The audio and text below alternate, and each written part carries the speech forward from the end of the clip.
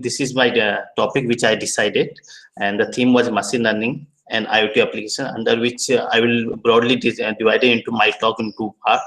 First, I will discuss about how we are capturing data for different human activity recognition, and then later portion I will discuss about how a TinyML and deep learning model will implement. So basically, TinyML is, you can understand, it's like compressed deep learning models in which we are trying to reduce the size of deep learning models so that we can embed it into like Arduino Nano BLE Sense, which has very limited computation power and memory, all sort of things. So pruning, quantization, other techniques which I will explain so that you can reduce the size of deep learning models. So first, we'll start with these are the outlines where we'll discuss about introduction, motivation, how human health you can monitor through human activity or gait recognition, and it is very prominent application of IoT. And by gait or activity, you can measure different health metrics also. That also I will discuss. After that, second portion, I will discuss about implementation of deep learning model for like CNN or CNN LSTM model. So we have tried to design the hybrid deep learning model in which we have like CNN for feature extraction and LSTM for classification, CNN, LSTM, CNN, GRU, all sort of things. And then finally we have applied TinyML techniques. This is like TensorFlow Lite, which we have utilized to reduce the size of network so that we can easily integrate over Arduino Nano BLE Sense. And for Arduino Nano BLE Sense is the microcontroller which I will show, for which we are using for data connection as well as for data classification. Okay. So I will discuss about depth, what is pruning, quantization, and all sorts of things. So first, I am coming on human gait. Maybe many of you are aware, locomotion. So how you can define locomotion if you see that. So some dummy model you can consider. So you have two limbs, left and right leg. With the help of coordination of left and right leg, you are moving in the forward direction. So there is center of mass stagity also coming, the arrow which is showing this is vector, which is moving in the forward direction. So you have a synchronized activity of left and right limbs, and which help us to or assist us to move in the forward direction. So that is what locomotion of human being. And animal has different locomotion style, human being has different locomotion style, but each and every species on the earth have its own locomotion, and it is very unique like other biometric identification, face, fingerprint. This is also very unique.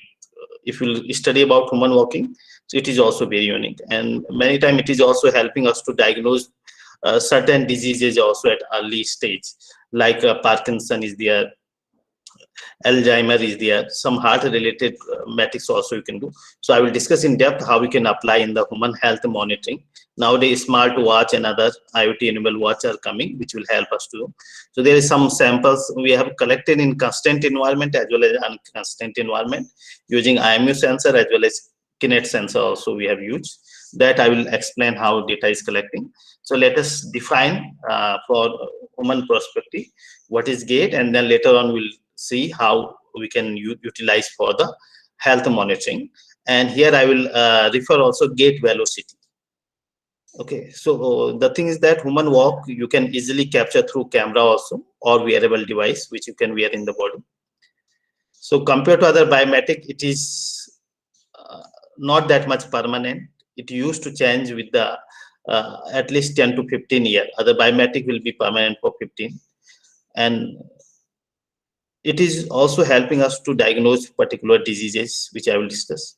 And the human velocity, which I am referring, is like habitual of walking speed, different speed. So we have collected data on treadmill with the 3 kilometer, 5 kilometer, 7 kilometer, and 9 kilometer per hour walking speed. And we try to analyze for different age groups person. Data for almost we have collected for 25 subjects, healthy subjects, and 5 unhealthy subjects also we have considered for medical study purpose. And medical research has shown that gait velocity is very important health metric. So the health metrics, if you refer that to walking exercise, nerve, cardiovascular diseases also you can easily diagnose through this gait velocity or gait speed. pulmonary diseases, musculoskeletal, neural system decline also happening. As this is a learning process, human baby used to take almost 1 to 2 years to learn the walking. So it's like evolutionary learning process in which we used to continuously interact with the environment. We try to learn from environment, and once we have acquired this behavior, we used to exhibit whenever it is required. So physician has called the gait velocity is the very better predictor of various health issue, which I will tell later on. And recently I'm working on some work in which I'm trying to reconstruct the impaired gait, like elderly subjects after 50, 60. So their sensory organ are perfect, but still they are unable to walk. The things that their neural system is going to become weak. Some neurons are going to die. That's why they are losing certain patterns, or they are unable to walk, or either stroke patient, or certain disease cardiovascular, when you can stroke, and some mental disorder also appearing through this gait, you can easily identify. That I will discuss in depth. So how you will define the gait, that is here.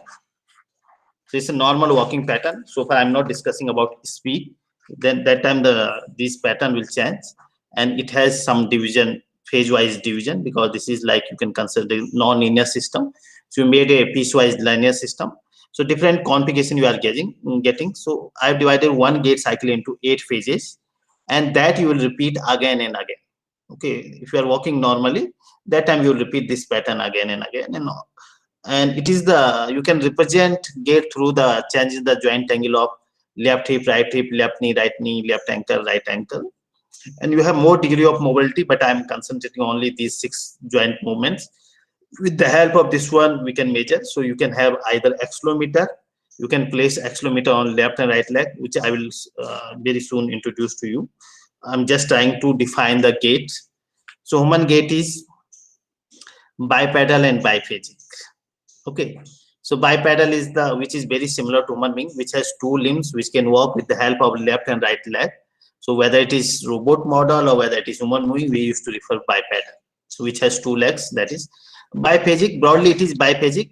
You can see that we generally used to define into 1 leg, because it is the coordination of left and right leg. When you have left leg, so when left leg is in the air, that in swing phase, right leg within the ground, that will be in supporting phase. So that is in stance phase. So broadly we are dividing into 2 phases, swing phase and stance phase. That's why we have written here it is biphasic.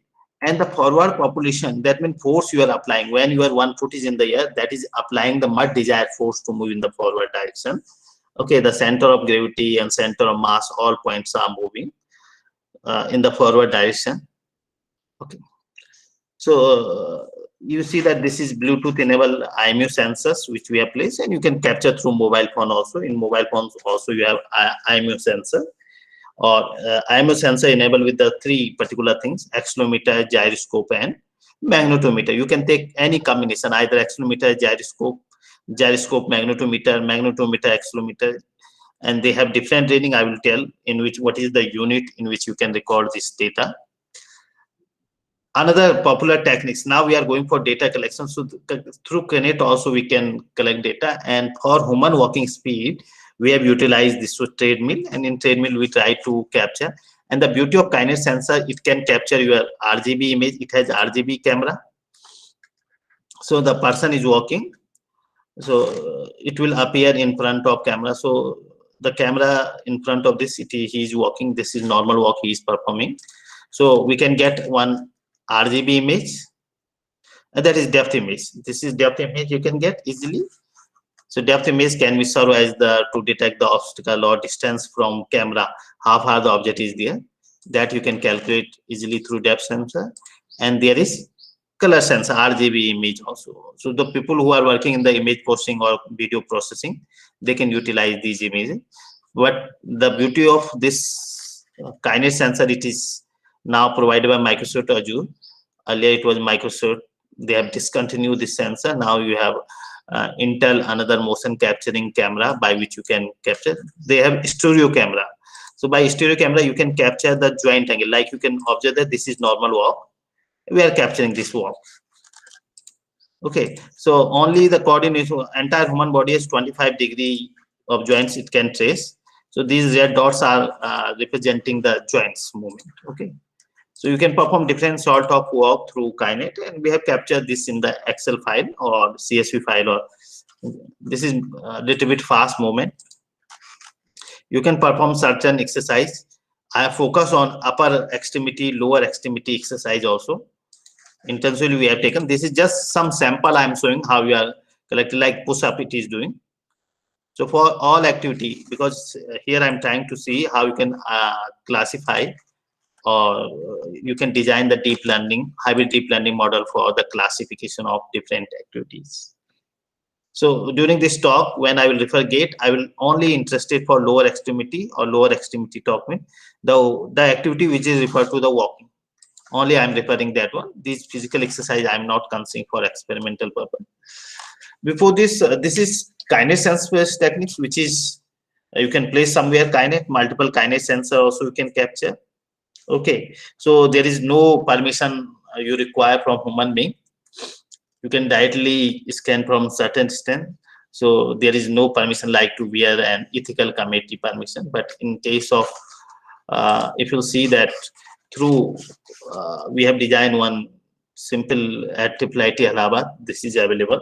So initial state this was wired, now it is wireless. So the potentiometer, 6 potentiometer were utilized for different activities, and there is Arduino board. All are connected through Arduino board, the data. So this is I'm discussing so far. First section I will talk about only data collection, data pre-processing. Second part I will tell about how we'll process this data, how will we design the deep learning, how we'll train the deep learning, different model of deep learning.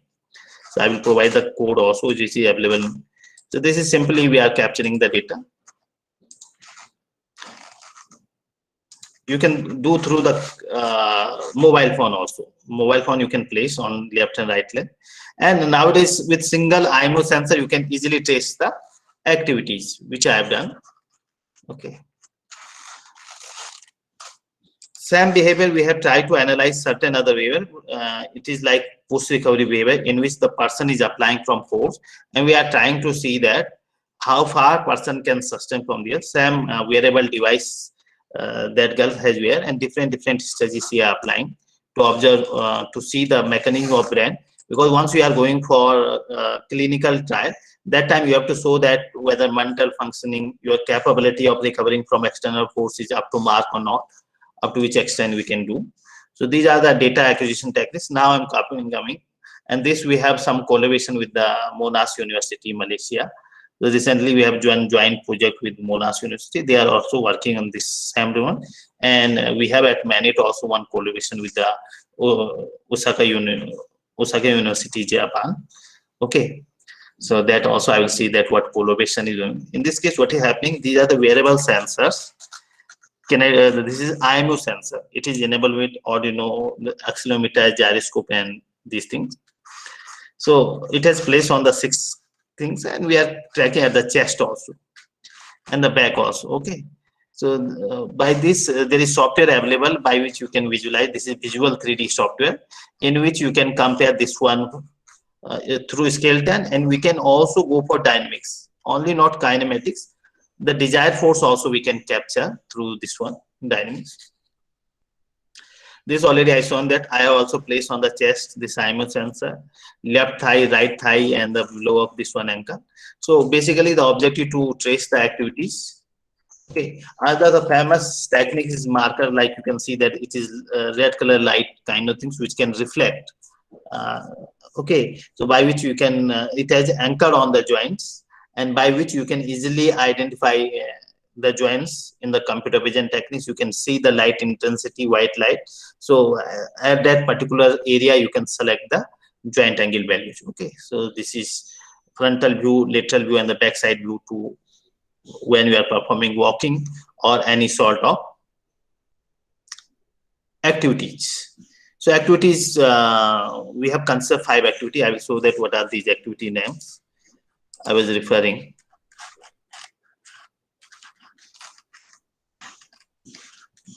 These are the activities I was referring this data set, like standing still, sitting and relaxing, laying down, walking, climbing stair, waist bend forward, frontal elevation of arm, knee bending, crouching, cycling, jogging, running, jump, run. Total 12 activity that data set available, but we have also collected these data sets. Okay, so we have also calculated these 12 activities for almost 25 subjects, and the frequency which we have considered the sample frequency, this is 50. Okay, and the data which we have recorded in the column wise we got. So as we have places one sensor on the chest, so we got the accelerometer at the chest, so it is given acceleration in XYZ around chest. Okay, then there is EG signal also by which you can, ECG signals by which you can the signals of this one. But I was interested for lower extremity, so we have considered these 6 to 24 columns, that is left leg accelerometer plus gyroscope plus magnetometer, right leg this one. Okay, so total 12 activity, and the accelerometer is giving meter per second square. Generally many times they are referring in the G force also. The problem with the accelerometer, the once you will change the surface, like you will move from the earth to moon, the G will change. Gyroscope giving rotation per second, and magnetometer in the Tesla unit is there. So this way you can also capture the data. Okay, different terrain you can consider in which human being walking different activities. Level ground, you can have inclined ground, but generally all the data which I collected, it is in the constant environment, that means laboratory environment, not outside laboratory for performing.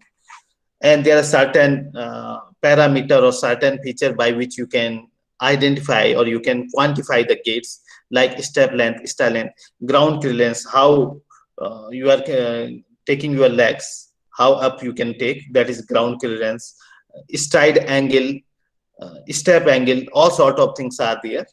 So this is easily you can understand, this is left step length, right step length, and there is one more step length.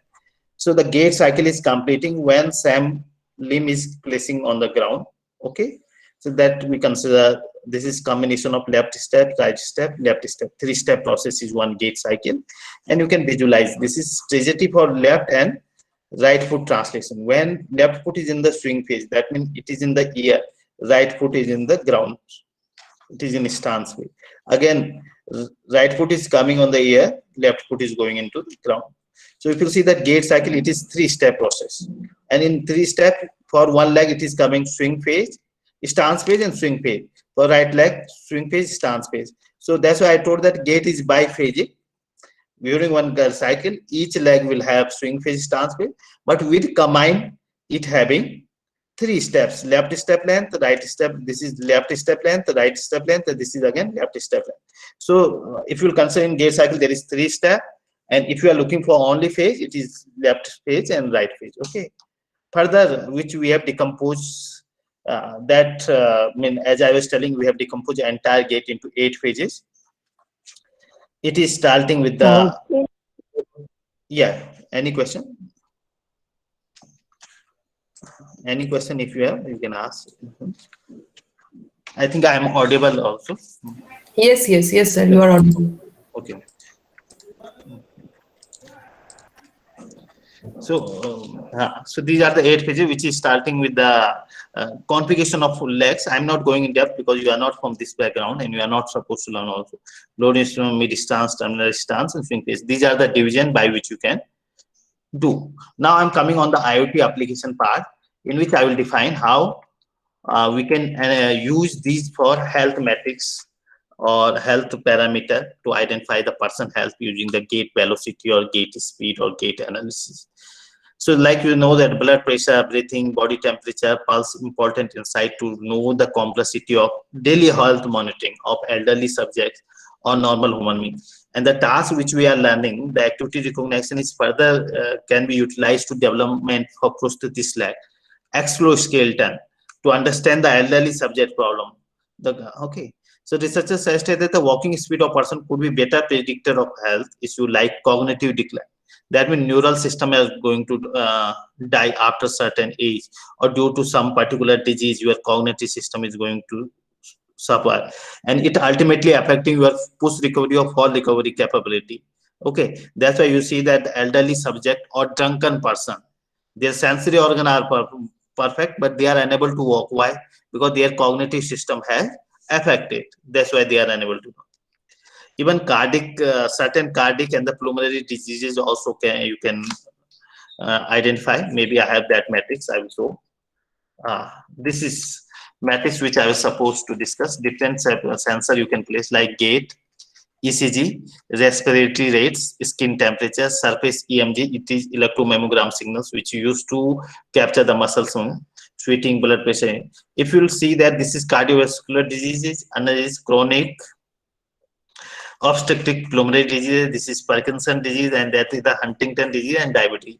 So there is different sensors by which you can see that which disease you can easily identify.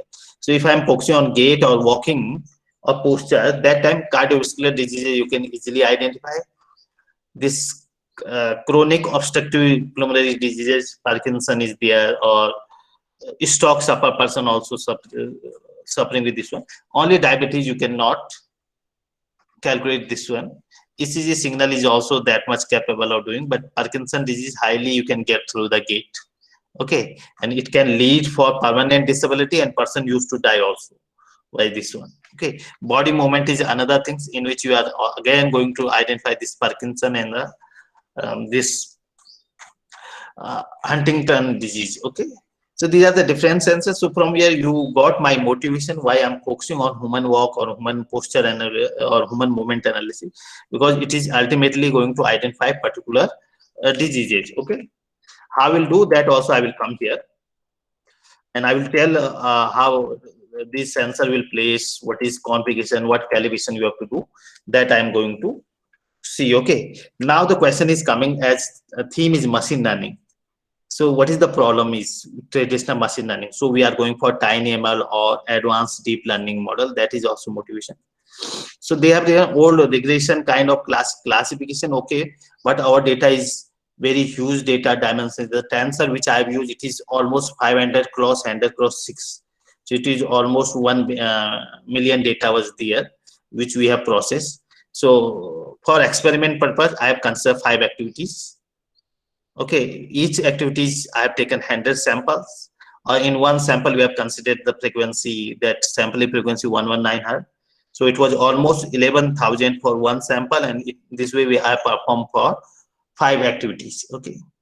Another challenge is that to extract the useful feature, find the variance, which feature is important to identify gait is, as I told, the gait you can measure by the change in the joint angle. You can see the ground reaction force. It is your walking style, the force you are applying on the ground. Okay, all sort of things you can see. So it is quite challenging, and gait is highly variable also. It is changing with that time or walking style or constraint or environment. That's why finding the relevant feature is always challenging. If you see that supervised learning kind of things where we require handcrafted features, that time you will not get better performance if you are going for such feature, because you are calculating through sensor is coming with the noise, so you have to apply particular filter. That is also required. So that's why old machine learning techniques are now not that much useful, and the data is huge. Feature is also difficult to find. That's why deep learning kind of things, directly accelerometer data we are applying or kinetic sensor data we are applying. Deep learning model for this one. Second thing that which I will discuss, edge computing. So maybe you are aware of edge computing, as size of the hardware is decreasing, and as computing that we are not believing on the client server architecture. We are just looking for the small architecture in which that is like embedded devices, edge computing. Okay, which we can easily achieve through this Arduino Nano, which I have utilized 33 BLE sense. That I will discuss in second portion. This sensor, this microcontroller I have used, in which I use this I have utilized to collect data as well as to fuse my data, and that has almost 1 MB memory, and my deep learning model was 5.5 MB. So I have reduced through TinyML techniques, and I fuse over this one so that it can apply for this one. To enable the edge computing, we require such code which can easily fuse over less computing power machine devices, which have very limited power as well as computing capabilities, memory requirement. Okay, so That's why these are the challenges to go for this solution. The gyroscope, accelerometer are already present in mobile phone. You can use mobile phone, either you can go. So mobile phone, it is like this, and gyroscope is giving you basically orientation around XYZ axis. That's why the unit is round per second, and degree per second. And if you are able to rotate 360 degree, then you have one complete cycle. And accelerometer will give you acceleration around XYZ axis. The noise is coming. Obviously, you have to use some filter to pre-process these things. Okay, for our experimental purpose, we have used 25% data, and data, some portion we have used for training testing. That I'm coming on data. I'm not going to discuss. Now I'm coming on IoT application. So we'll see that different areas in which IoT application are increasing. If you see that manufacturing almost 40% and healthcare, that's why we have opted healthcare, and GATE is the best thing by which you can use healthcare as well as security also for biometric security, because you can easily identify. So for this, you have to design this body area network in which you will enable the some sensor of human bodies. So especially I've used this ECG, EMG, EEG, and the motor sensor. All four sensors are available with me. So I'm using motion capture sensor, EEG, and I'm trying to fuse different modality. I'm trying to see how human gait is going to perform when you are using just ECG, when we are using EEG, when we are using EMG sensors or kinase sensor. So different modality I'm trying to see. Okay. So I'm not going this IoT part. Only I was focusing on IoT is all smart health monitoring systems in which we are applying. So for this, I need to little bit, if it is IoT or cyber physical system, that I need to deal with this one. But I will slightly move to edge computing also, in which device itself is capable to capture data as well as to identify your activities. So I mean self-sustainable device. And from here, you will get the motivation of machine learning, where you can apply machine learning. So you have body area network in which many sensors are enabled, whether it is ECG, EMG, or sensor on your body. You are sensing, you are transmitting through Bluetooth, Zigbee, or any Wi-Fi model. You are transmitting to your mobile phone and any connected devices by which Bluetooth or these are enabled. And after it, because data, you are continuously reading data is used, you have to store somewhere. So you are providing the cloud net. And nowadays, if you see that you visit the hospital, you don't need to take report each time. Doctor easily can trace your report. They can get, because the report are available on cloud or other mediums which are.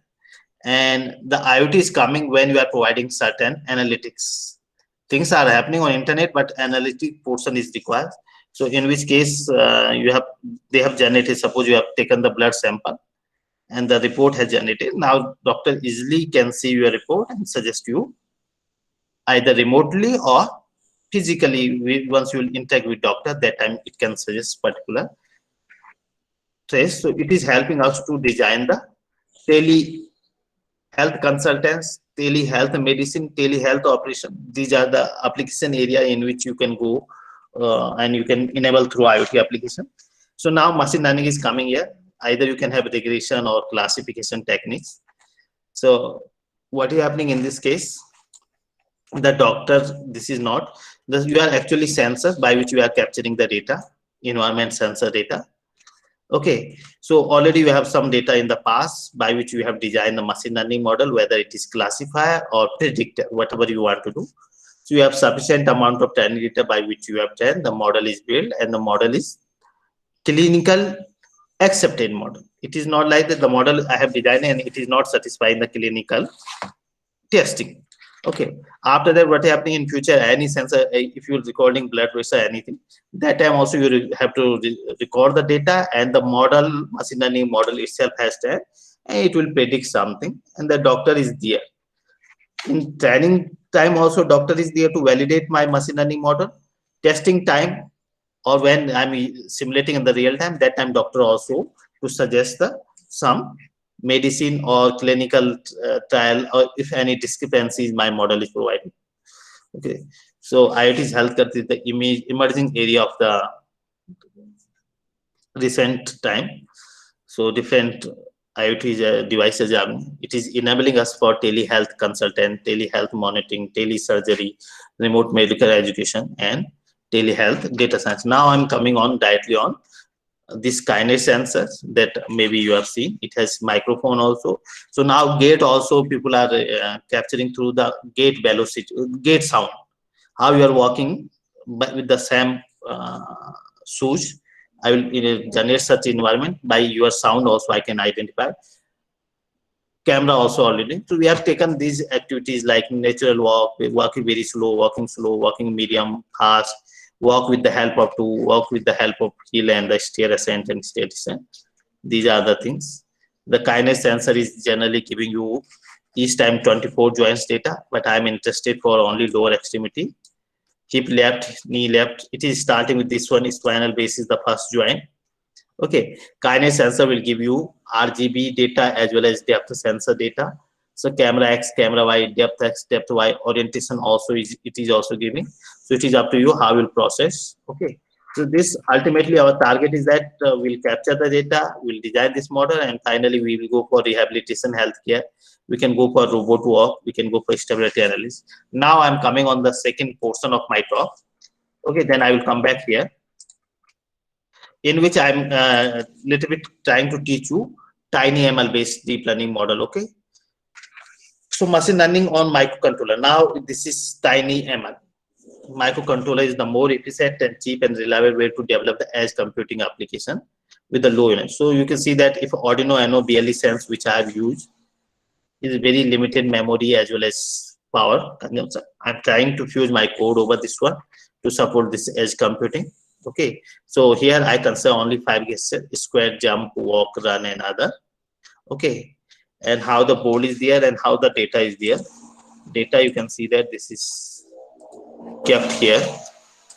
TinyML data, 5 gestures we have considered: walk, square, run, other, and jump. If you open these each gesture, it is giving 6 column, 3 for accelerometer, 3 for gyroscope. So these first 3, AX, AYZ, is accelerometer data, and this is gyroscope data, and this is for 100 sample. For one activity, I perform 100 sample, and each sample was 119 column. So that's why you have 11,900 total sample for 101. Okay, each activity you will have same thing. Another activity also this one.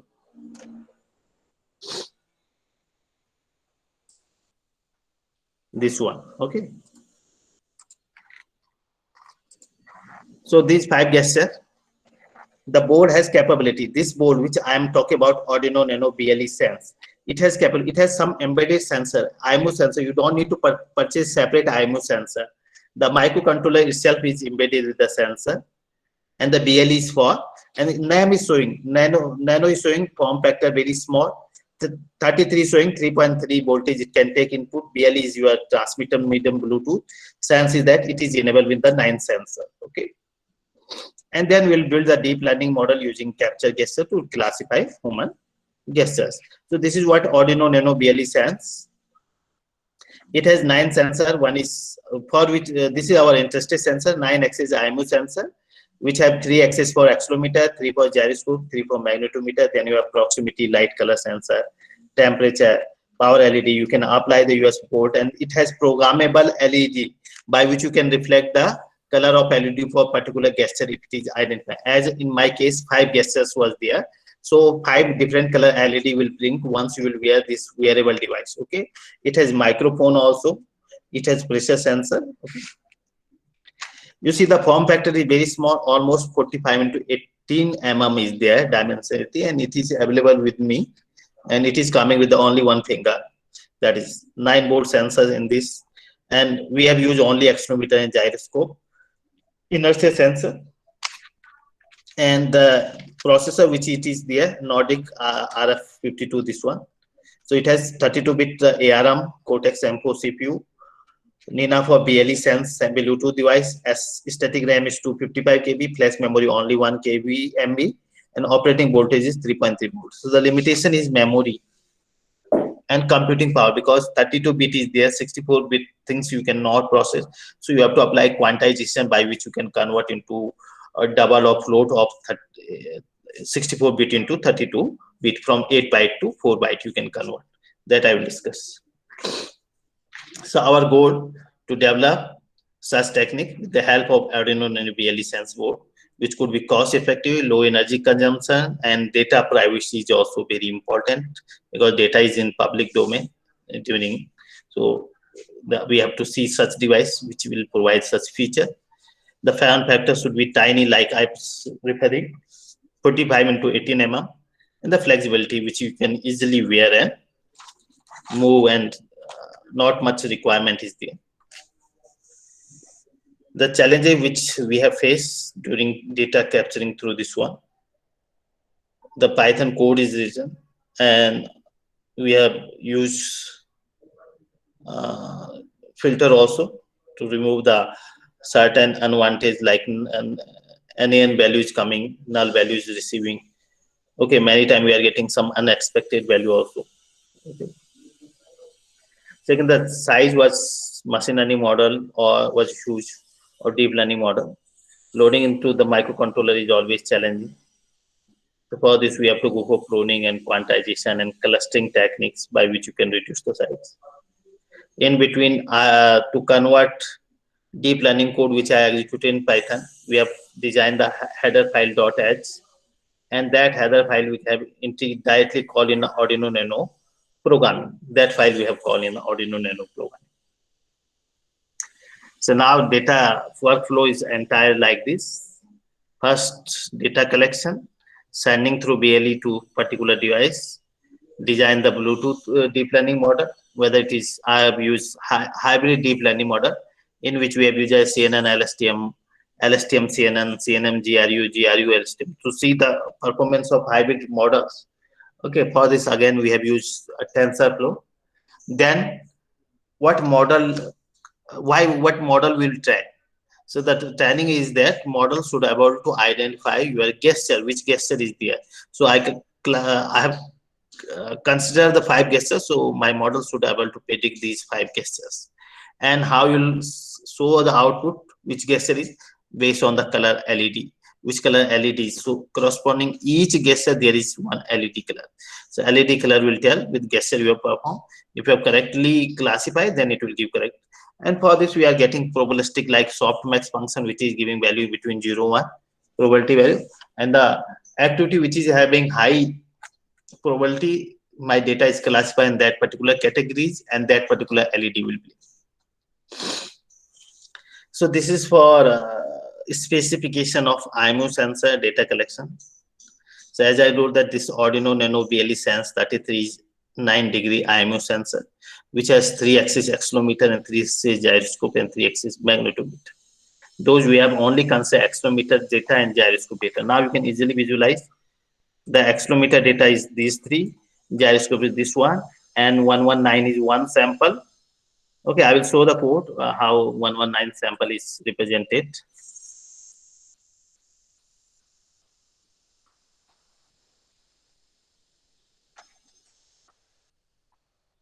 Another data also I can see.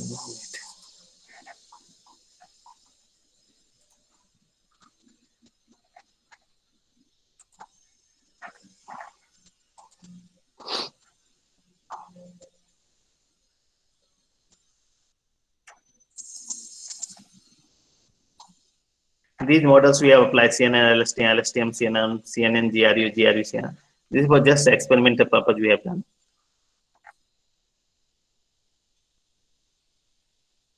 You can execute easily the code in this one and get the classification. You see that for one sample we have total 119 column. Okay, so accelerometer and gyroscope we have separately plot x, y, z axis, ax, ay, az, z. For each activity, like for square, for one sample almost 119 column, and for all entire handler sample you are getting 11,900. You can see that which kind of data is plotted. After that, deep learning model is trained. For each activity we have plotted this one, then deep learning model is trained here. This is for other activity, deep learning model training testing, that I will come. This is deep learning model is trained. So with the 1 2 3 3 hidden layer, 1 input layer, 1 output layer. The dropout ratio is 0.15, 50% dropout. So first see the specification of this. The accelerometer range we have considered -4 to +4. You can see also which range accelerometer data you are getting. -4 to +4. -4 to +4 values, and for one sample. And this is slack -+1 to 2, and this is G force I am considering. Okay, G force is gravitational force, so G equal to 9.8 meter per second square. Gyroscope range is -2000 to 2000 degree per second. Mean rotation per second, 2000 round it is rotating within 1 second with ±70 MDP. Magnetometer is micro Tesla, -400 to 400. These magnetometer also give you the accelerometer data. Only thing, magnetometer does not suffer with this one problem of gravitational force. The sampling frequency you can consider 10 Hz, 50 Hz, 119, 238, 75, and 952 Hz. So we have considered 119. So those, there is no time unit in our data. There is no time is given. Otherwise, you can see that if time stamp we have included. So after 119 second, 1 second will complete. So in 1 second, we have collected this much of data. That's why the sampling frequency is 119 for our accelerometer. Each gesture is performed for 100 times. So total data 119 into 100 for 1 activities and 5 activities. We have considered the minimum threshold is 1.5. Then data transferred by the BLE from board to our computer or system, which is connected through this board. Then Python script is written for BLE device to connect BLE and connected using GATT service. Okay, that is available with this sensor. For a gesture, data is sent continuously until all the sample is not recorded 119. Until uninterrupted data is collected for 1 sample, then similarly you have collected for 100 sample, and data is actually sent in the form of string. So if you see that how data is recorded like AX, AY, AZ, this is through Arduino board. You can easily write the script and you can save in the Excel file. Time stamp is 1, 2, 3. This way. Then for training purpose on my computer system, we have divided our training data into 3 parts: training data, validation data, and testing data. Now difference is coming different between training data and validation. So the moment you are training your model, whether model is getting overfitted, underfitted, we have parallelly running the validation. For each sample, the validation model is running. So it is returning the validation error. If you can see from here, the code, if it is working. Once model we have trained, now you can see that what is happening. We are getting accuracy and validation accuracy. This is model accuracy, okay, and model is learning. The loss is continuously going to reduce. Accuracy is increasing. Validation loss is also increasing. To validation loss only to see how my particular model is learning, whether it is learning accurately or not. For this, we are using validation accuracy and validation loss. Okay, so it is during training phase we used to go for validation accuracy and validation loss to tune my model, to observe the behavior of my trained model, with how good it is learning. And testing model we used to show the separately. So we have divided 60% data for training, 20% for validation, and then testing. Training and validation is going parallel. They are compiling the model and fitting the deep learning model accurately. Once model is trained, then we will test through the test data. And to fuse over my small microcontroller, I need to further fine tune this deep learning model. So for this, we'll apply this pruning and quantization. And once it is done, then the quantized model should be ready for the fuse over the microcontroller, and that microcontroller can be utilized now as a embedded system, which is code already there. And now it will be helpful for to identify your activity, whether walking, running, jumping, squat, and other activity. So the during data processing portion, deep learning model accept input and generate output in the form of tensors. Tensor in sense like matrix form is there. So it is like multi-dimension matrix. Okay. So first to transfer data, as I know that there is 119 sample for one activity and there is 6 column AX, AY, AZ, GX, AY. So for one tensor you have created, before creating tensor you have created one vector of 119 to 6 to give the input for my input layer, and similarly I will pass how many input data, because handed for one activity 5 activity total 500 data, and in one activity how many data the value is there, 119 into 6, that is 716.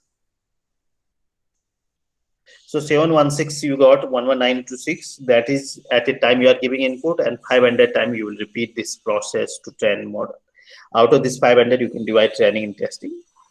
Testing you have only 5 classes, jump, run, this one. So you have used one hot encoding. So you are converting 100 for first activity, 01100 second, third. So 500 samples first, you have given the one guesser, next. Out of 500, 100 for each sample, so you are giving first 100 sample 1000 as the output, second 100 different way. So after tensor size will be 500 cross 5 for output. And the one at a one time you will get 5 input, and 500 time you will get 5 output. Okay. So that is what input and output we have done. Now supple input and output data you can apply cross validation, K4 cross validation also too. So we have split data 60% protein. Recently we have accepted paper into computing Springer based on this work. So 60% training, 20% for test, and 20% for validation error we have divided. Then input layer you have how many neurons? 716 neurons. And we have used 3 hidden layer. First we have used 100, second we have used 75, third 75, and the output layer you will have only 5 guesses. So 5 output are there, 1000 it will give. So for this we are getting higher probability, it is giving 1, rest value it is giving 0.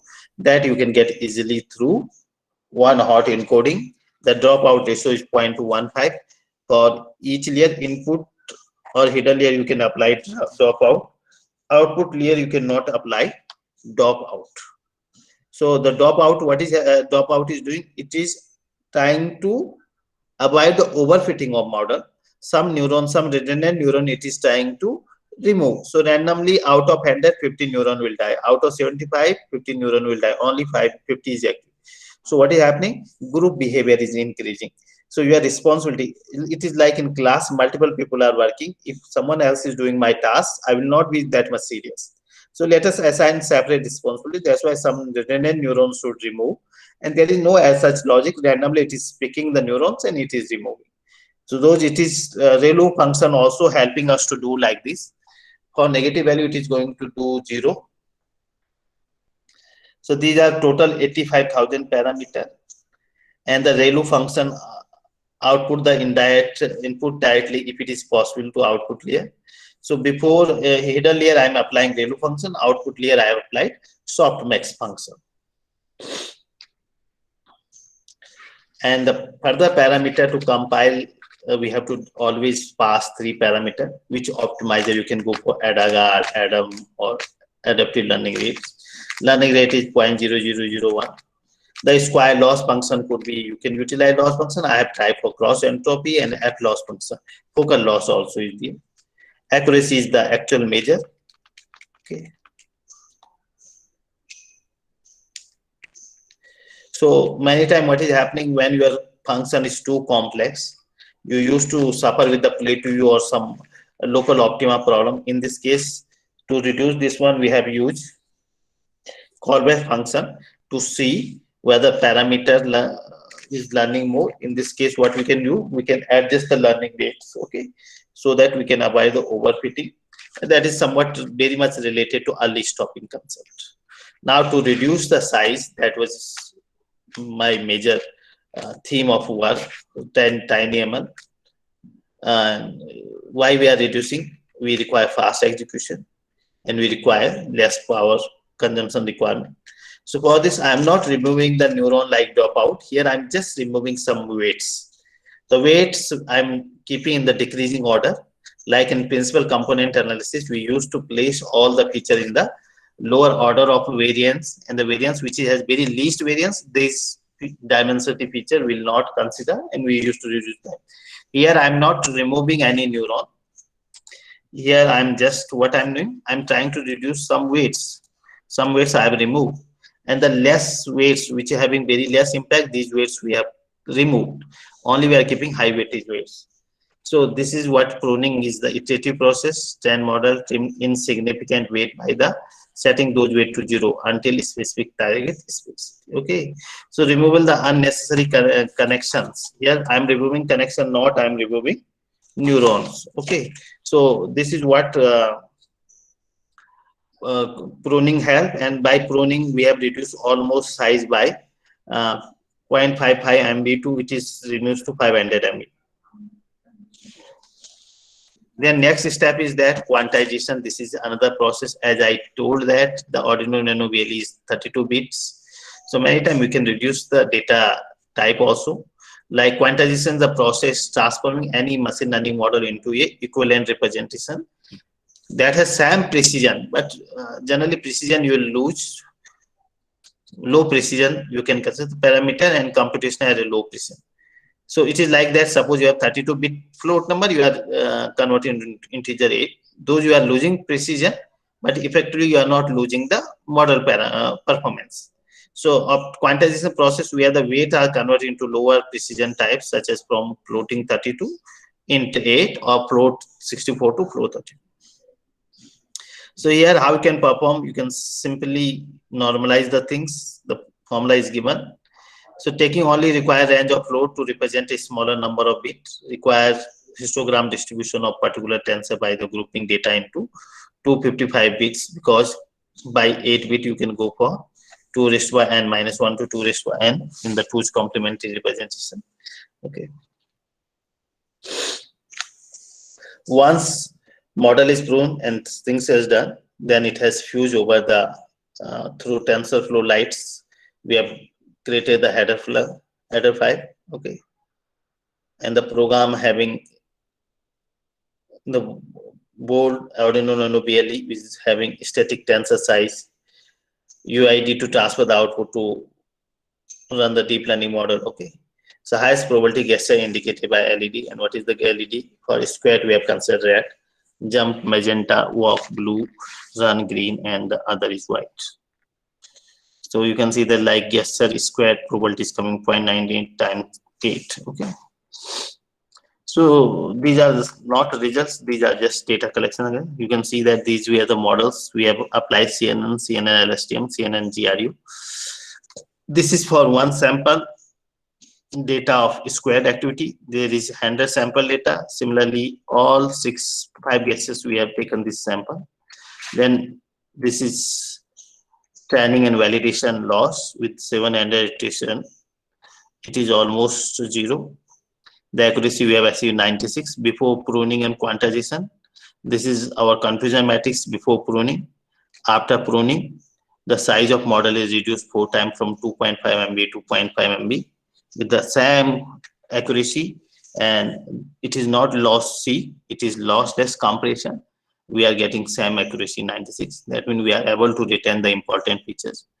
After that, the girl is wearing and particular LED is blinking. Whatever posture she is performing, like the general walking, little bit squared, so she can understand the LED blue. Okay. So with this, I will close here. I will show some recent publication also, which you can refer. This based on IEEE Einstein is that for different surfaces and national gate patterns, you can refer. Using IMU sensor, we have divided for push recoveries. Okay. These are the references. With this, I will finish my talk. Okay, so a very good morning to all the participants. And so today my talk will be mainly on overview of machine learning and its application in cyber security. So especially I'll focus on intrusion detection systems, how machine learning can be actually used for developing intelligent intrusion detection systems with better accuracy and false positive rates and so on and so forth. Okay. Uh, so let's start with the perspective. So as we know that today services are heavily dependent on internet-based computing and communication. Okay, so most of the services which we use today, starting from our transactions, and then different uh, uh, purchase various kind of you want to pay bills. Okay, so and then many other file based resource accesses.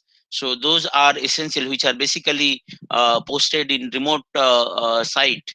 So if you want to get the services based on those resources, essentially they are heavily dependent on internet based computing, and network is part of that as well.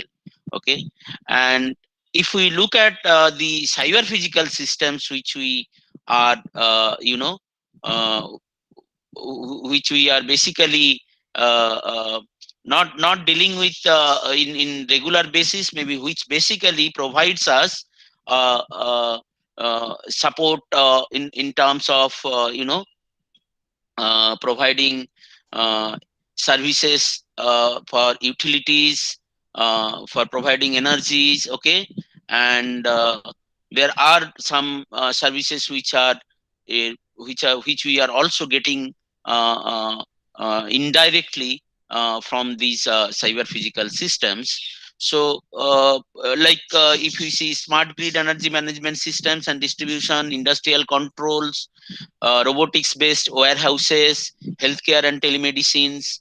So in many such applications as well, we see that we use complex they use complex networks and ubiquitous computing platform, and there the communication happens through insecure channels. Okay, so therefore security is one of the major concern in such platforms. Okay, and if we look at the where basically the problem lies, then in computing platform, it basically disclosure and alternation of sensitive data. You see, mainly they exploit attackers exploit active memory, program execution path, then network control rules. Okay, access control rules. So those are basically exploited to achieve disclosure and alternation of sensitive data. Similarly, it establishes unauthorized connections, which actually leads to degradation of quality of service. In network infrastructure, mostly it is device misconfigurations. It have been reported in 2016, one report from NIST, that 80% of the cyber attacks are mostly rooted from misconfigurations in the network.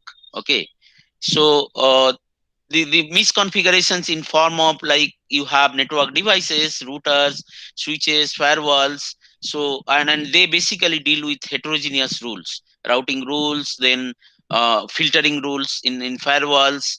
So if you misconfigure those devices, then essentially the source of misconfiguration is because these devices are configured in a distributed manner. It's not that you configure one device, then basically one router, then it fulfills the requirement of the network. So you need to basically configure all the devices in the network appropriately that satisfies the requirement. Okay, so if though they are not configured properly, then attacker can actually exploit that and bypass the uh, uh, uh, you know um, uh, bypass the filter or the protections which you have incorporated in the network. Okay, at the same time there are requirements which are dynamic, okay, changes in requirements, so therefore dynamically these devices needs to be configured, and therefore there is a potential possibility of misconfigurations here. Okay, and then basically if we look at these misconfigurations are actually leading to different forms of attack, which are well-known attacks like denial of service, hijacking of server, network jamming, hidden tunnels, SQL injections. So these sort of attacks we get in network infrastructure. Similarly, administration and planning. So here mostly we see that network administration happens through through remote location, and it is done through web enabled platform. Okay, and that basically creates an insecure channel with the server, and essentially that may potentially lead to a false information forwarding, denial of service, and many other potential possible attacks. Okay, so these are the potential threats, and therefore we need to go for uh, uh, strategies or intelligent protection mechanisms, so that this can be detected early, and we can actually mitigate them also as soon as possible. And so therefore intrusion in this context is attempts to something which attempts to compromise the confidentiality, integrity, and availability, or bypass the protection mechanism of a system is called an intrusion. Usually we classify intruders into two categories: external intruders and internal intruders, with respect to the perspective of a system or a network. And uh, network intrusions are actually target to the attack, where basically network is the targeting device, whole network is the targeting entity, and whereas the system intrusions targets to attack a particular system.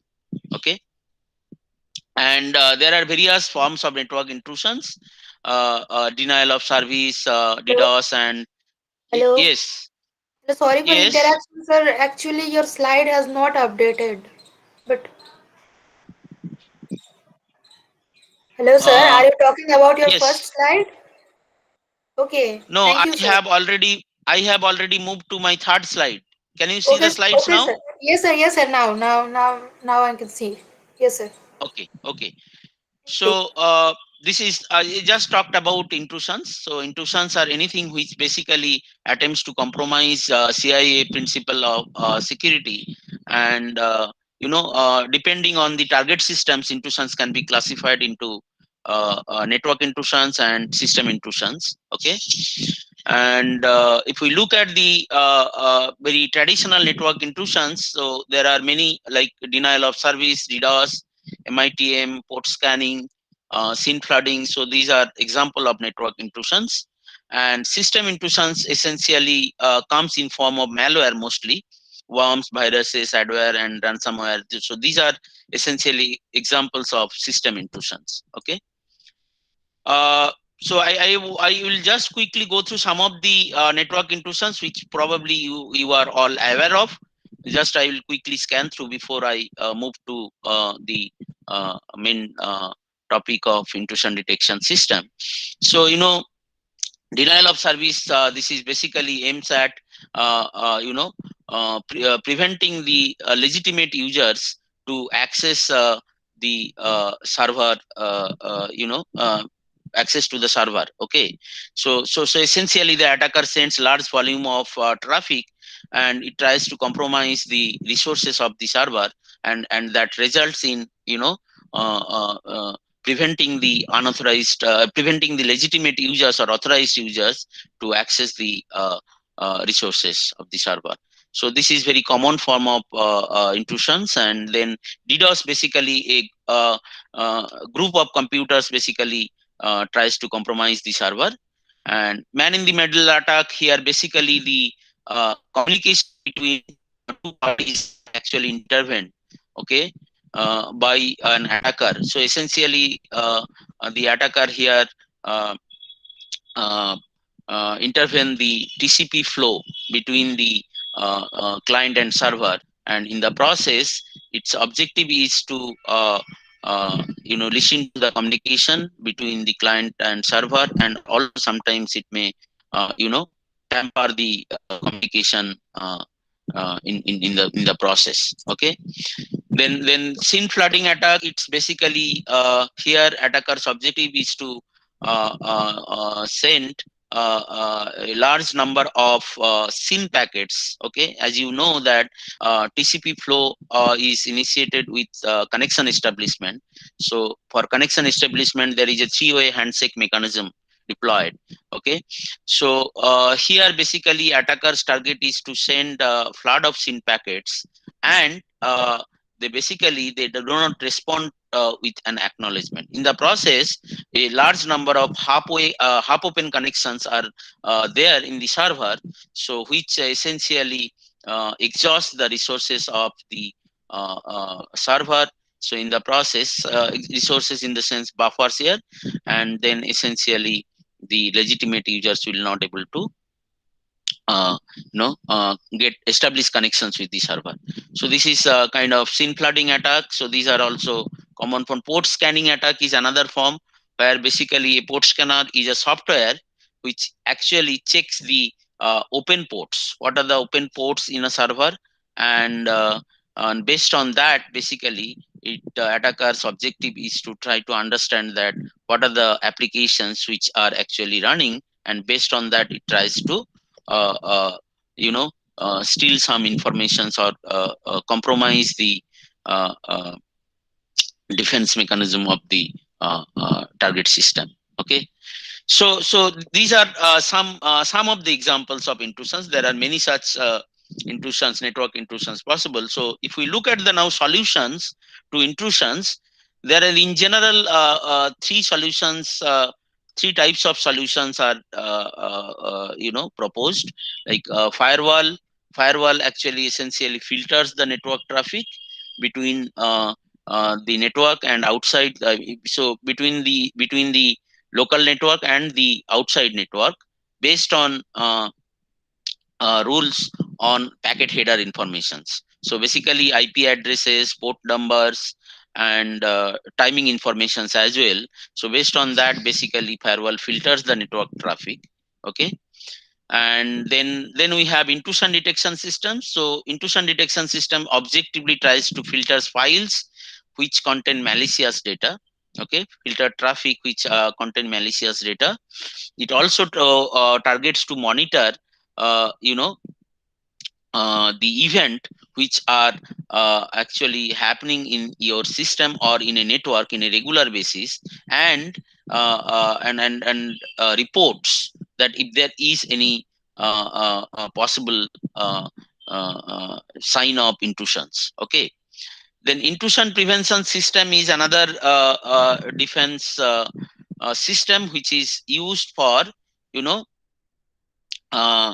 stop possible incidents. If there is something, okay, some intrusions which is potentially detected, then it targets to basically prevent those intrusions. Okay, so it is mostly intrusion detection system. Mainly it reports the incidents, and then intrusion prevention system, it proactively assess the intrusions, potential intrusions, and it tries to stop the possible incidents. Okay, so these are the solutions, but firewalls are largely used in most of the networks. Firewalls are largely used as a protection mechanism, but there are limitations for firewalls. Actually firewall cannot protect against insider attack. If there are attacks which are from the inside of the network, then usually firewall doesn't write such rules which filters traffic based on inside parameters. traffic parameters. Okay, and it also doesn't protect against completely new attack. So if there is some novel attacks, okay, so then those novel attacks probably can be bypassed. Firewall probably can bypass the firewall rules, because firewall rules actually are devised based on the uh, existing scenarios or existing requirements of the network, and those based on those requirements, basically firewall rules are written in the devices, or in the routers, or in firewall devices itself. Okay, so there are limitations in firewalls, and therefore intrusion detection system actually comes as a second line of defense. So always firewall is there as a first line of defense for network. So intrusion detection system usually comes as a second line of defense, which actually tries to monitor the network traffic regularly, and based on and essentially detects the malicious activities in the network. Okay, so it should the objective is that it should detect the uh, uh, traffic maliciousness as soon as possible, and it should accurately detect. Accuracy is one of the major concerns in most of the intrusion detection system. So how accurately the attacks can be detected, and it is in sense it is reactive. Whenever there is some event happens, then it's supposed to report that. Okay, so it is reactive, not proactive, and it should able to deal with insider, both insider as well as outsider attack, which is one of the limitations in firewall. Okay, so the basic way of basic way of intrusion detection system can be thought of as a auditing system, so which basically uh, checks the audit logs of mm, so if you consider the scenario of an operating system, so when the files are basically accessed, okay, and some files are actually operations are performed on the file under a particular operating system. So essentially what it does, it checks the log of the file, okay, and based on these logs, essentially it tries to do some sort of auditing, that if there is any kind of malicious actions which is performed, okay, and then that has to be basically identified and reported. So in general, intrusion detection system can be considered as a audit trail based defense system. Okay, so the requirements of IDS, it should run continuously with minimal human supervision. So it should be automated mostly, and it should be fault tolerant. Okay, so if there is some failure, it should recover quickly, and it should, this is very very important, minimal overhead on the system. Okay, the in terms of time, in terms of resources, okay, it should not introduce much overhead on the system, and scalable to serve large number of users. Okay, and it should allow dynamic reconfiguration if there is changes in the system, okay, as well as in the requirements, then the IDS should still able to detect the maliciousness with the changes incorporated in the system environment. Okay, so the IDS architecture, if we look at traditional IDS architecture, it is basically, as I said, it is an audit trail based system.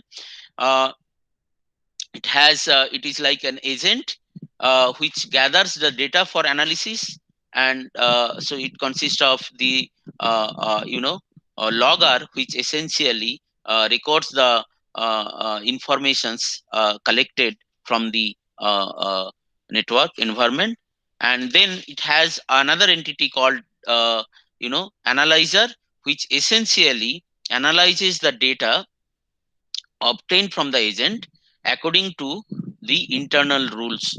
These internal rules is to be actually how you devise these internal rules. That is very, very important. Okay, based on the internal rules, analyze the data, okay, coming from the agent, and then this result is actually given to the notifier, and then notifier obtains this result, okay, from the analyzer, and essentially takes some action. Okay, so actions can be like dropping some packets, or you know uh, you can allow, or you can forward. Okay, so all these kind of actions can be actually taken based on the results obtained from the uh, analyzer. Okay, so in general these three components are there in an IDS functioning of IDS. And detecting based on the functioning of IDS, usually they are classified into different groups. First, based on the detection model, the classification is signature detection, signature based IDS versus anomaly based IDS. Then, based on the monitoring environment, it is host based IDS versus network based IDS. Based on operation, whether it is basically performing the actions, okay, online, or it is basically take the informations and offline analysis is performed. So based on that, offline versus real time. And based on the implementation architecture, it is of two types: centralized versus distributed. These are the four different classifications of IDSs. Okay, and first one is signature based IDS. So signature based IDS basically compares with a given database. So in you have a database of signatures, okay, and whenever a traffic comes, okay, so it essentially checks that whether that particular signature, so it basically matches the signature from the based on the database, and accordingly it reports. Okay, so for example, there is a traffic with the payload. I am sending a surprise gift tomorrow. So this surprise might be a keyword, okay, which is basically tested.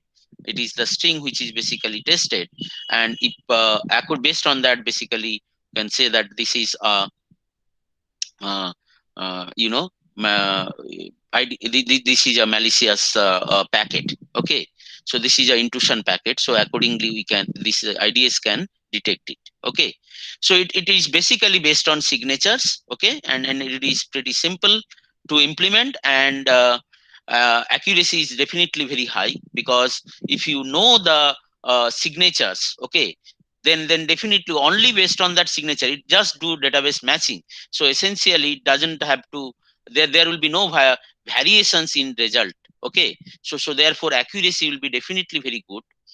But low false positive rates, because in case of there are attacks, there are traffics which are actually not malicious. Those can be also reported as uh, you know intrusions, because if your signatures are not correctly defined, if your signatures are not enough, then basically it may introduce uh, uh, you know uh, okay, sorry. So in this case basically we get high accuracy as well as low false positive rates. So this is a good one.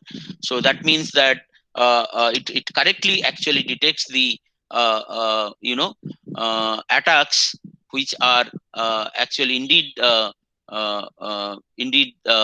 the classes of attacks which are defined through the signatures. Okay, and it is fairly fast, because the testing, the implementation is very straightforward, just a matching process, easy to implement and easy to update. But the major problem of signature based IDS is unknown attacks, detecting unknown attacks, because those unknown attacks are not captured in database signature database. So therefore those attacks cannot be detected here, and frequent update of signatures might be required. Okay, so this is also another drawback of signature based IDS. Okay, Then another class is anomaly-based IDS. So this is much better, and it is widely used in many of the IDS implementations. Okay, so it basically compares definition of what is considered normal activity and what is considered as abnormal activity. Okay, so here basically you don't basically check with respect to signature. Here basically you check with respect to the functioning of the network, and there basically based on the functioning of the network, you know that how the network should function. Okay, you know that what are the normal activities of the network. Okay, and what can be considered as abnormal activities of the network. Okay, so if those are known, those requirements can be properly modeled, then essentially anomaly based IDS just check that if there is any deviation from this normal activity, then those can be reported as intrusions. Okay, for example, you see here we know that this is my normal behavior, the TCP packets you know 100 bits per second, UDP packets 112 bits per second, ICMP packets 43 bits per second. This is my normal functioning of the network, okay, traffic flow. And then naturally, if the UDP packet which comes 40 to 425 bits per second, okay, with this bit rate, then basically it is an alert. Okay, so such kind of functionalities has to be modeled, and accordingly anomaly based IDS basically detects anything which is violating to the from the normal functioning of the network, and it reports it. Okay, so anomaly based IDS mainly uh, used I mean two mechanisms are mainly used: threshold detection and profile based mechanism. So in threshold detection, it checks excessive event occurrence over time. So over a period of time, it basically runs this it checks the network's log, and then basically if anything which actually uh, uh, uh, occurs for long period of time, okay, so then that can be actually detected. So there will be a threshold set for that, essentially, that what is the normal frequency, and if anything goes beyond that, then essentially that will be considered as uh, uh, intrusion. Okay, so it computes statistics of certain systems or network activities and report an alert if statistics outside the range.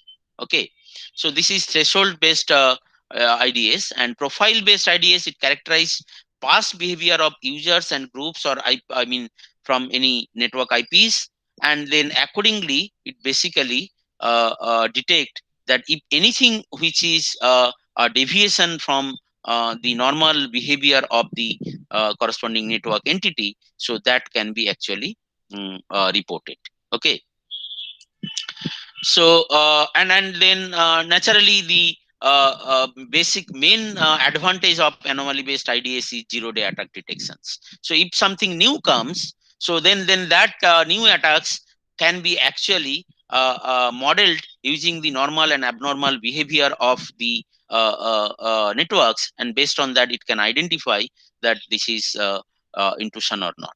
Okay, so this is the advantage, but the disadvantage is basically it may introduce high false positive rates. Okay, so how do you actually model the normal and abnormal behavior? Is it based on experiences, or it is just on one time behavior of the network?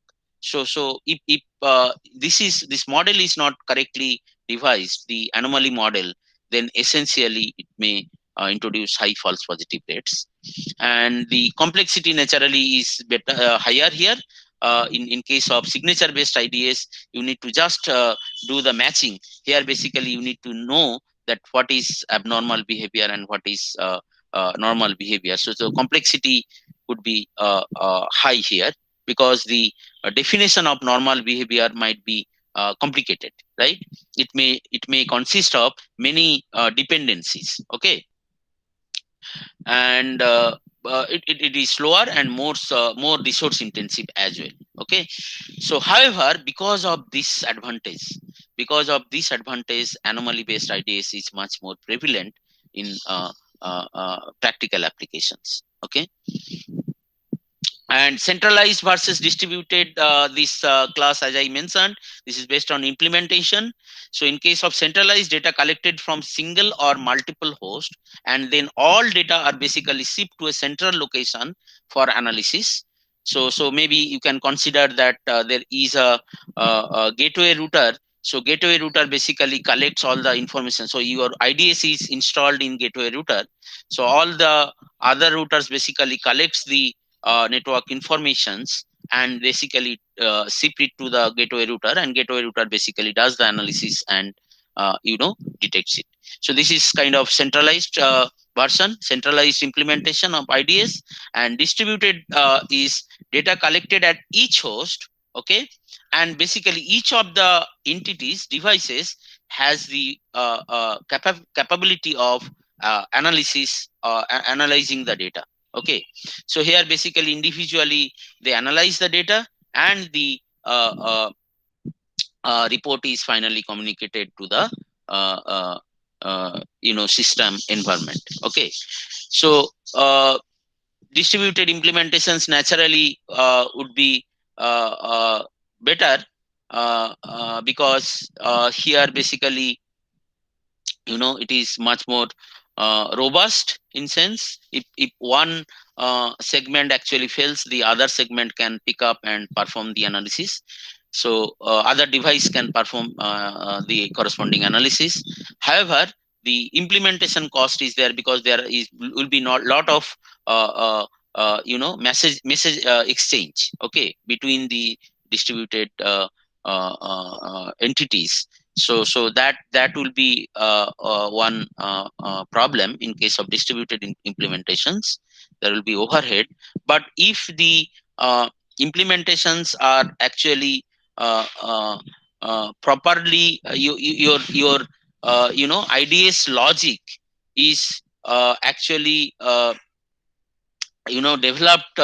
So if you develop distributed algorithm for the intrusion detection system, and it is truly distributed, then basically in that can be actually implemented in distributed implementation platform, and you can get the full benefit out of it.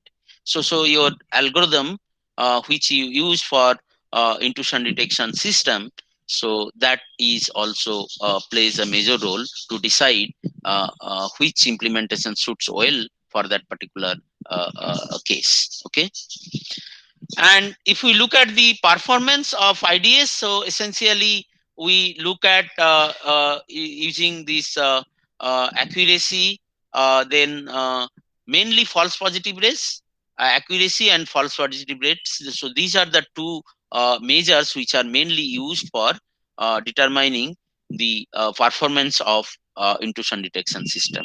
Accuracy is basically the ratio of correctly classified instance versus total number of instance. Okay, so this is obvious. And then false positive rates is basically the ratio of the number of normal instances detected as attack divided by the total number of instances. Okay, so this is basically, these are the two. So we demand for most of for good intrusion detection system, demand is high accuracy and low false positive rate. Okay, so this is the requirement. And for testing, for testing the intrusion detection system, so performance of intrusion detection systems, data sets are very, very important. That what type of data sets you are basically using. Okay, so over the period of time, different types of data sets have evolved for doing stress test on intrusion detection systems. So NSL KDD, this was a very long time this was used for mostly intrusion detection system. But it has been observed that in recent past, this NSL-KDD dataset, as the attacks are becoming much more noble and new attacks are basically being launched. So NSL-KDD datasets are not good enough to, you know, train the systems. Okay, so therefore NSL-KDD datasets are not much used in recent past, and for that essentially UNSW-NB15, this is one set of dataset, and AWID CLSR, this is another datasets which recently have been introduced. So these datasets are mainly having data related to network traffic and Wi-Fi network traffics and cloud specific traffic related data. Okay, so in cloud environments, so if you want to deploy any intrusion detection system, then these two data sets are very good for providing accurate results. Okay, and I will skip the description of these data sets. Okay, so basically these data sets are mixed with different types of attacks and normal traffics. So different types of attacks like DOS attacks, probe, UTR, R2L attacks, this is for NSL-KDD. However, you can see that UNSW NB15, there are a lot of novel attacks actually introduced here. Okay, so and those are basically network based attacks. Okay, and similarly AWID also, there are some extra attacks which are incorporated in the data sets. So therefore we see that there are a lot of cyber attacks. So how to protect our systems? Our objective is to develop security enforcement mechanism, okay, which can accurately identify the security violations and mitigate those violations effectively in the sense in real time and with less amount of resources, uh, uh, you know using less amount of resources. Okay, so we already discussed that firewall is used. So therefore if we look at the network defense mechanism, firewall is the major player. So firewall is used as the first line of defense, but the main drawback is it's not able to actually filter novel attacks. So therefore second line of defense is intrusion detection system. And as we see that current network environments are complex and dynamic, there are large number of new attacks are basically being introduced. So therefore the traditional methods of normal anomaly based IDS are not good enough to cope up with this dynamic environment. Okay, so therefore we need to develop intrusion detection system that is adaptive, dynamic, and it requires less human intervention, and it gives accurate result in terms of high accuracy and less FPR as performance of the corresponding IDS. Okay, so there basically the machine learning comes into the picture. Okay, so machine learning is actually coming into the picture to make it to satisfy these requirements: adaptivity, dynamicity, high accuracy, and low false positive rates. Okay, so anomaly based IDS we have, and then machine learning techniques we are basically using, and in the process we get intelligent intrusion detection system which use machine learning techniques. Okay, as you all know, machine learning is a type of artificial intelligence which basically make the system learn, okay, based on experiences. Okay, and basically you don't have to explicitly program the system based on whatever changes has happened. So it has the ability to learn based on the experiences, based on the results, and accordingly it can adapt, okay, with the environment. So this is uh, the difference of how machine learning actually computing is done in compared to traditional programming. In traditional program, programming, data and program is input and you get the result.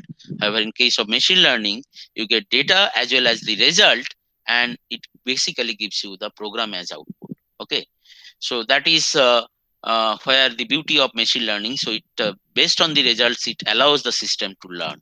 Okay, allows your algorithm or program to learn. So anomaly based IDS,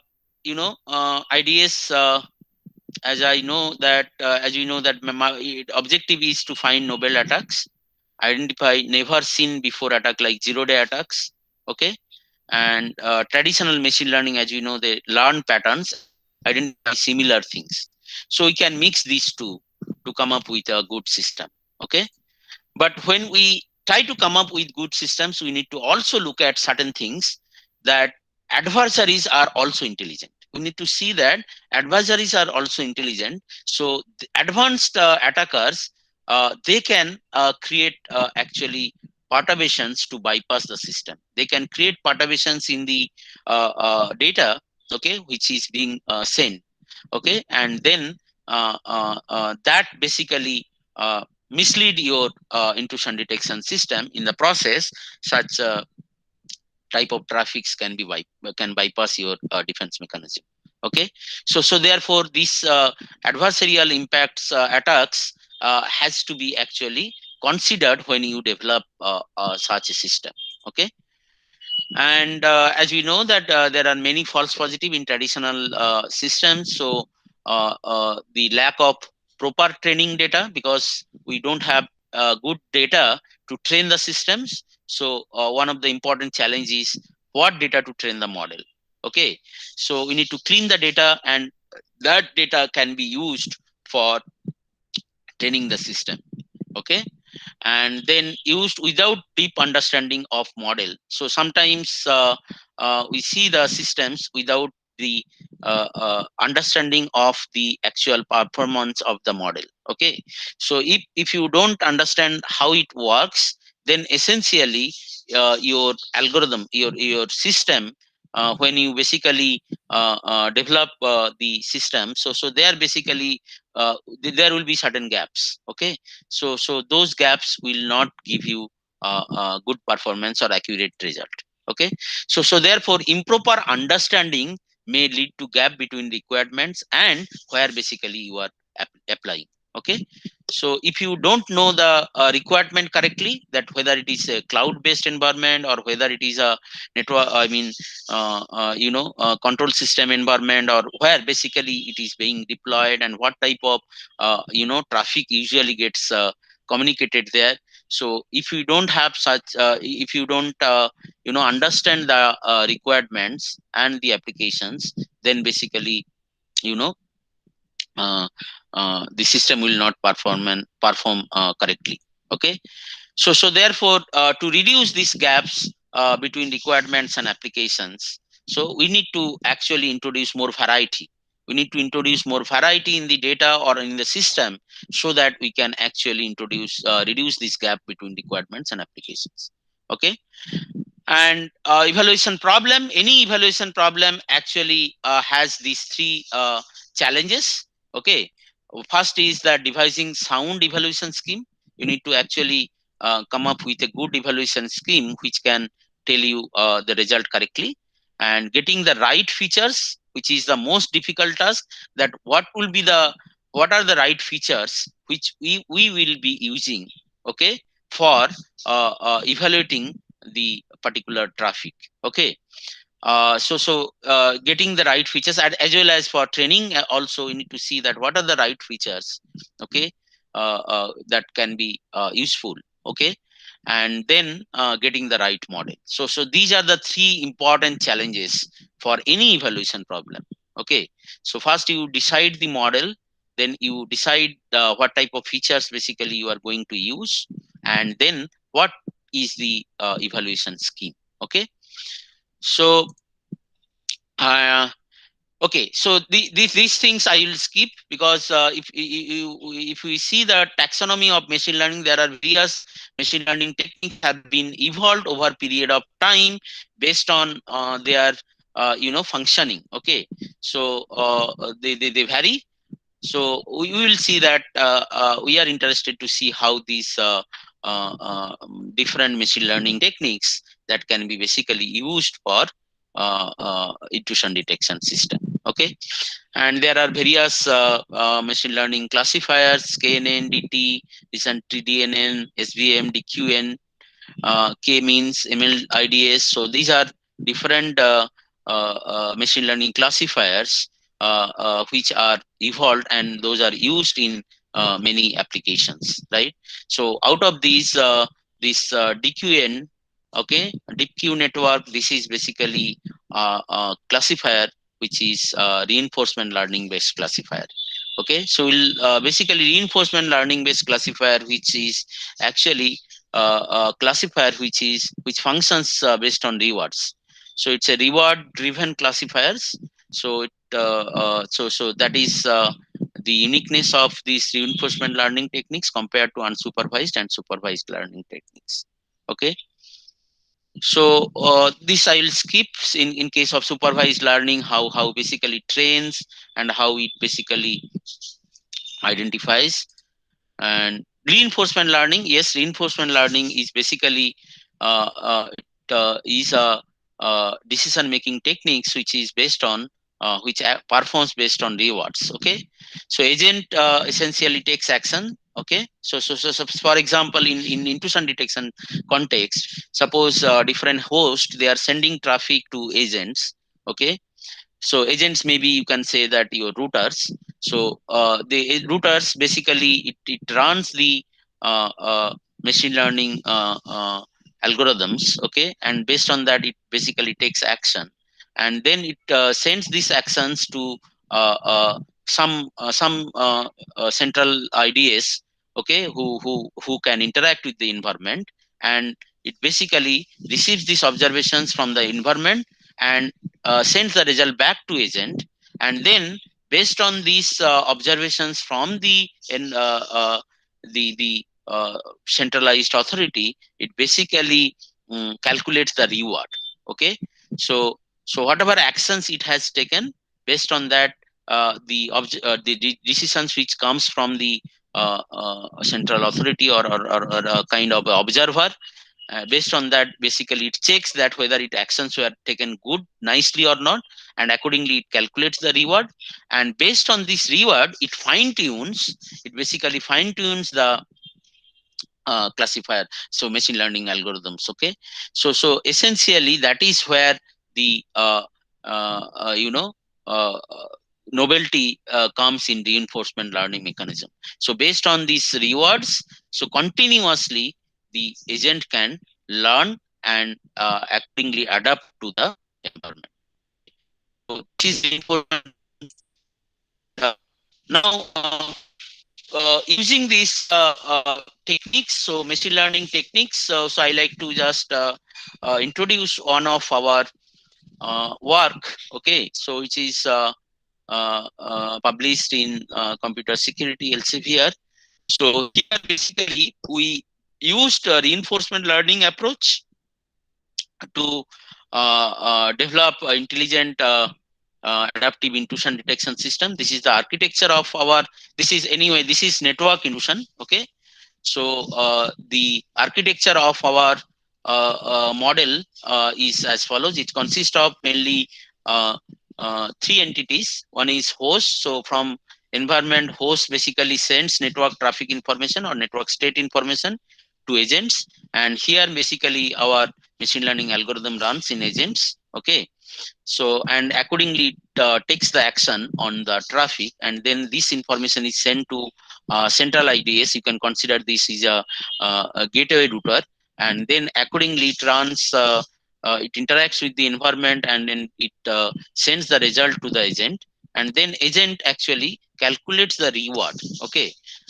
based on its action and its observation, and getting the observation from CIDS, and it basically fine tunes. Okay, so this is basically your This is our approach. Here, agent basically runs the machine learning algorithm 1, and central IDS basically it gets the action details and it runs another algorithm to send the result, agent result to the agent, actual result to the agent, so that agent can compare with its action taken, and accordingly reward can be calculated. Okay, and here you see the deployment. You see this is the gateway router, then the routers at different levels. Okay, so they are basically agents, and you have the host network. So from different context, informations are basically mixed and sent to the central IDS. Okay, so different local area network information actually sent to the central IDS for introducing more variety as well. Okay, so this is the algorithmic flow of how the agent logic works. I will not go into details. So essentially, it consists of three components mainly. Okay, one is actually the agent result. Okay, agent result computation part. So this part is agent result computation part. So here essentially takes the network parameters from the host, does feature extraction, peak processing, and then feature selection. And based on that, essentially, it calculates feature vectors, and then there are machine learning classifiers. Deep Q networks are used here. So it basically classify these feature vectors using those classifiers, and then we get classification vector, and then we concatenate this classification and feature vectors to get a state vector, and these state vectors are passed through the Deep Q network. Okay, and finally the agent result is computed. Okay, and this agent result computation part, this is the agent result computation part, and then this result is sent to the central IDS. Then central IDS basically checks that whether it is an attack or not, and based on that basically it classifies the attacks, and then this attack class is added with the result which is coming from the agent and sent back to the agent. And then agent essentially in agent logic, then it again computes the reward based on the result which is sent by the central IDS, and accordingly it updates the Deep Q network weights. Okay, so this is how basically it works. So it's basically experience replay part is this part. So here basically the reward based replay is happening in the IDS. Okay, and here basically agent result computations and rewarding mechanism is coming from the central IDS here. Okay, so if you look at the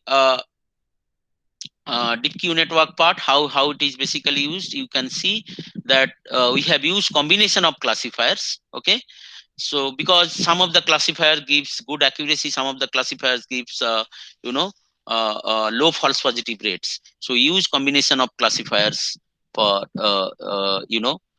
getting the good accuracy and false positive rates. Okay, low false positive rates, and the classification classification results are combined as I mentioned in the previous slide.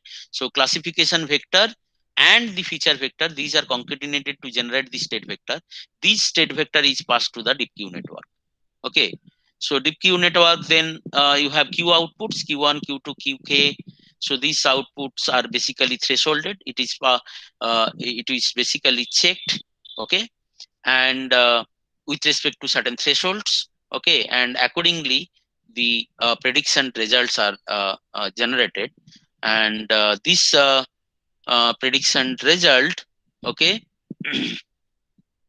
with classification vector. So JOD, they are basically JOD with the classification vector to get the action vector. Okay, and this action result is actually sent to the central IDS, and then central IDS basically sends back the action along with the attack classification information. Based on that, basically the agent can find its reward. Okay, so whether it has taken action based on proper classification of the intrusions, and accordingly resets the parameter in this deep queue network. Okay, so this is how it works, and this is central IDS part is very straightforward. Okay, so it basically classifies the attack, and that information is sent back to the agent. Okay, so yeah, so this is experience replay part. Okay, and we have tested it with different classifiers, individual classifiers like RF, ADB, GNB, KNN, QDA. These are the classifiers we have used, and these are the data sets: NSL KDD, UNSWD, NB15, and AWID. These are the data sets we have used, and we have seen that accuracy variations, accuracy and APR variation. And you can observe that for AWID data set with the different classifiers, the accuracy and false positive rate is significant. Okay, and we have seen that we have also seen that some of the classifiers accuracy high, but their false positive rate is high. Okay, so therefore, to mix with that, we have actually created a group of classifiers. Okay, for example, see, high accuracy classifiers are RF, ADB, KNN with respect to NSL KDD, and low false positive rate classifiers is QDA, GNE. Okay, for AWID, these are the classifiers which are giving high accuracy, these are giving low false positive rates. So what we did, we also experimented with mixing these classifiers into classes. Okay, so this is basically based on different types of attacks. Okay, based on different types of attacks and how the accuracy and false positive rates actually varies.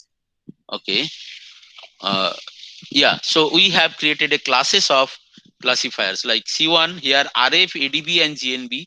These three classifiers we have combined in one class. Then in C2 class we combined RF, ADB, QDA. So this selection is based on high accuracy and low false positive rates. Okay, and C3 class is RF, QDA, and KNN. So these three classes of classifiers we have used, and we have tested the accuracy, false positive rate, and we have actually seen that the class 4 classifier. Okay, this is giving good accuracy. That means RF, KNN, ADB, and QDA. This combination of classifiers giving good accuracy as well as less false positive rate with threshold 0.7. Okay, so these are some of such results. And then area under curves also, we have seen that our model's area under curve is better than the individual classifiers. Okay, and this is also like comparison with state of art models. Okay, and with different data sets, our model with different data sets, we have seen accuracy and false positive rate. So ours use deep queue network model. Okay, and these are some of the other results. So another important thing is that, as I mentioned, that adversarial effect. Okay, you need to introduce when you basically devise machine learning driven intrusion detection system. So you need to consider the adversarial attacks. Okay, adversaries may actually introduce a small perturbations in the data sets, and accordingly it may actually bypass the intrusion detection system. So therefore, what we did here, we use some small changes. So we take test data sets and some label data sets, and we use JSMA attack model to basically derive adversarial data. And these adversarial data is used for training the system.